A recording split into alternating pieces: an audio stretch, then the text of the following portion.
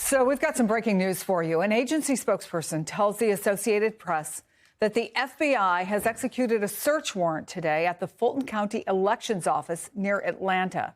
MS Now's Lisa Rubin is following this for us. A couple things we should say that most of our viewers know. This has been a focus of Donald Trump since he lost the 2020 election, right? What happened there? We know he famously called the Secretary of State there asking him to find votes. And we also know that last week he said people will soon be prosecuted for what they did. We don't know what he was referring to, but do we know anything about what's going on here?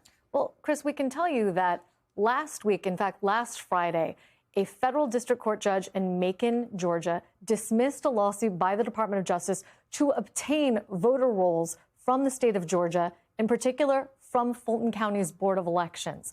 That was dismissed because the judge said it was brought in the wrong place. Now, several days later, we are hearing news from the Associated Press and other outlets that a search warrant has been served on a Fulton County operations center in Union City, Georgia. We have not independently confirmed the existence or service of that search warrant. However, to the extent that a federal judge has already said to the Department of Justice, if you want to pursue this suit civilly, there is a place for you to do so. And they have instead escalated by starting a criminal investigation and getting a search warrant in service of that investigation. That certainly would be a ratcheting up of the sort of retribution that Donald Trump has long promised with respect to the 2020 election and other events and people who he says have wronged him.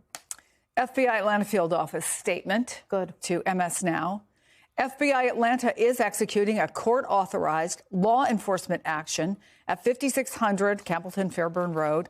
Our investigation into this matter is ongoing, so there are no details that we can provide at the moment. Is no, but that address that you just provided, that is in fact the address of the Fulton County Elections Hub and Operations Center in Union City that we understood to be the place where that search warrant was served and executed earlier today. We do not know what the subject matter is of an investigation, but I just want to remind people, and I know this sounds very elementary, you don't get a search warrant if all you're doing is some sort of civil investigation. A search warrant is obtained only in aid of a criminal investigation, and in particular, after you have shown that there is reason to believe that a crime has been committed, and the Department of Justice and the FBI have to detail for the judge who's signing that search warrant what it is that has transpired, usually in the form of an affidavit. So we will have to wait to see. What kind of judge would make that decision? Who would they? A federal judge. Federal judge. In all likelihood, they have gone to a federal judge in the Northern District of Georgia, and they have made an application for this search warrant. It would be signed by someone from the U.S. Attorney's Office for the Northern District of Georgia and would likely have an affidavit signed by someone with the FBI, which is why the FBI's Atlanta office is confirming the execution of that warrant today, Chris. I want to bring in Greg Bluestein. He is the chief political reporter for the Atlanta Journal-Constitution. He is also an MS Now political contributor. Greg, I understand. Are you on the scene now? What can you tell us? I'm on the scene at that office. It's a big blocky building in South Fulton County, which is the epicenter of Donald Trump's claims, false claims that he won the 2020 Georgia election. He's been almost single-minded about pursuing, his allegation that he won that election, which of course is false. We don't know what types of documents were involved in this search. We do know, as was mentioned, that there was a court-sanctioned activity, is what the FBI is calling it. So I'm looking right now at several people with FBI jackets on and suits who are associated with those with the FBI activity, who are standing outside, including talking to a law enforcement official. There's a lot of activity here. There's a helicopter buzzing overhead. I think it's a media helicopter. But Donald Trump has talked a lot. The president has talked a lot about his 2020 election grievances still, even now that he's president. Let me just clarify. You're seeing people going in. Are you seeing any people going out? Tell us how much activity is actually going on there. Yeah, we haven't seen anyone going out in the 5 or so minutes since I've been here. I've just seen there's 3 or 4 people standing outside, and there's a spokeswoman for the FBI standing outside as well, saying this is court-sanctioned activity, that she can't decline. She declined further comment pending whatever details will come out of Washington. So there's a lot of speculation going on, of course, especially given the president's rather recent comments, but we still don't know exactly what documents, what this investigation is about. Greg, I mentioned earlier before you got on the phone that just last week the president was talking about this, and in reference to the 2020 election, he asserted that people will soon be prosecuted for what they did. We don't know what he was referring to, but I wonder if you've had conversations with people related to that office or other officials since he made that comment. Yeah, that has been the buzz in Georgia. That sent that made a lot of heads turns in Georgia when he said those remarks a few days ago.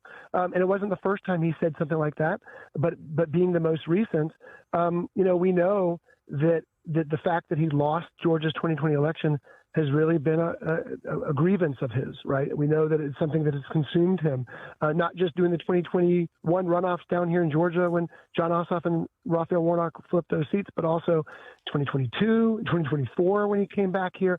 Repeatedly, he says he won. He falsely says he won that race.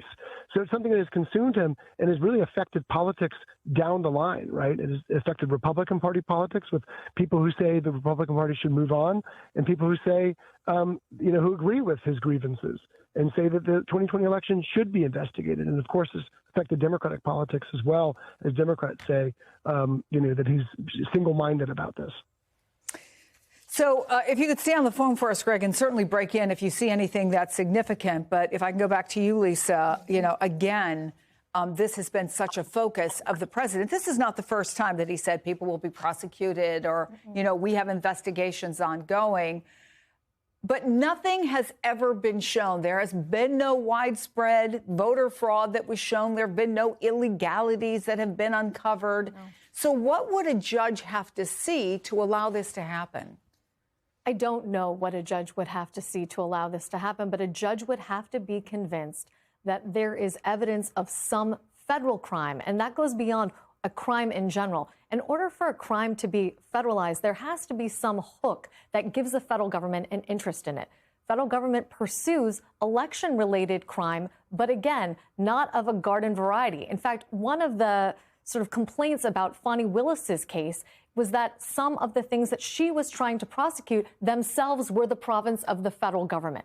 So one of the questions I have is this election-related fraud relating to 2020. Is that the allegation that they've made? Are they making an allegation about something that is ongoing or more recent in memory? We just don't know. But we do know, Chris, as you said, not only is there not any evidence of widespread fraud, there have been judicial determinations that people were defamed as a result of the accusations that were made against them. I'm thinking about Ruby Freeman and her daughter, Shaye Moss, who won a massive default judgment in a Washington, D.C. federal district court against Rudy Giuliani. They later settled with him outside of court for an undisclosed sum of money. But the determination there was made that they were lied about rampantly, that the exchange of a thumb drive that was alleged in all sorts of Republican publications, in a movie, ad nauseum on the internet, that none of that was true, that she was handing her a ginger mint, as you'll remember.